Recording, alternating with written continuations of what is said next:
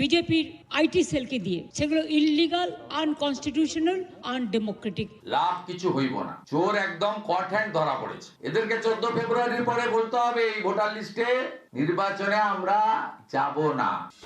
চলতি এসআইআর প্রক্রিয়াকে কেন্দ্র করে একগুচ্ছ অনিয়মের অভিযোগ তুলে জানুয়ারির শুরুতে দেশের মুখ্য নির্বাচন কমিশনার জ্ঞানেশ কুমারকে চিঠি লিখেছেন মুখ্যমন্ত্রী। এই নিয়ে তৃতীয়বার চিঠি দিয়েছেন তিনি। এই প্রেক্ষাপটে এসআইআর প্রক্রিয়া নিয়ে নির্বাচন কমিশনকে ফের আক্রমণ শানালেন মুখ্যমন্ত্রী। তার অভিযোগ, বিজেপির আইটি সেলকে দিয়ে তৈরি অ্যাপে এসআইআর এর কাজ করছে কমিশন।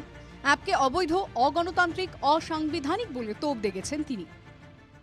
এসআইআর এর ব্যাপারে আমি সবাইকে বলবো, ভুল ভাল করছে ইলেকশন কমিশন। জীবিতদের মৃত দেখাচ্ছে, বয়োজ্যেষ্ঠদের নাকে নল পরিয়ে নিয়ে যাচ্ছে, এবং যেসব অ্যাপ করেছেন বিজেপির আইটি সেলকে দিয়ে, সেগুলো ইললিগাল, আনকনস্টিটিউশনাল, আনডেমোক্রেটিক। এভাবে চলতে পারে না। আপনাদের বলবো, আপনারাই ক্রস চেক করুন।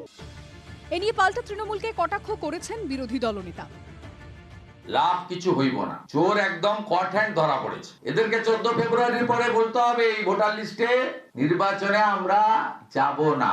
তো 7,06,00,000 এসছে ড্রাফট লিস্ট, 58 লাখ বাদ গেছে, বাকিটা 15 ফেব্রুয়ারি বলবো।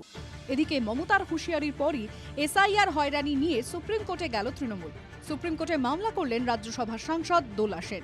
তাড়াহুড়ো করে অপরিকল্পিতভাবে এসআইআর করা হচ্ছে রাজনৈতিক স্বার্থ সিদ্ধি চরিতার্থ করার জন্য কোনো একটা দলের হয়ে। তার বিরুদ্ধে প্রতিবাদ রাস্তায় নেমে হচ্ছে। এবার আইনি পথেও তার প্রতিবাদ হবে। এটা তো পশ্চিমবঙ্গ রাজ্য সরকারের নির্বাচন কমিশন নয়, যেখানে কুমোরটুলির একজন অসুররূপী মানুষ বসে থেকে মহিলাদের অধিকারকে লুট করবেন। তো দোলা সেনের অধিকার আছে মামলা করার।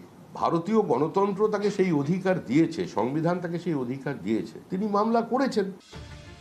এই এসআইআর নিয়ে তুমুল তরজার আবহে প্রতি সপ্তাহে রাজ্যের আইন শৃঙ্খলা নিয়ে রিপোর্ট দেবে জাতীয় নির্বাচন কমিশন। জেলাভিত্তিক হিংসার রিপোর্ট তৈরির দায়িত্ব থাকবেন জেলা শাসক। সেই রিপোর্টের উপর নির্ভর করবে স্পর্শকাতর বুথের সংখ্যা। খবর কমিশন সূত্রে। Bureau report, TV9 Bangla.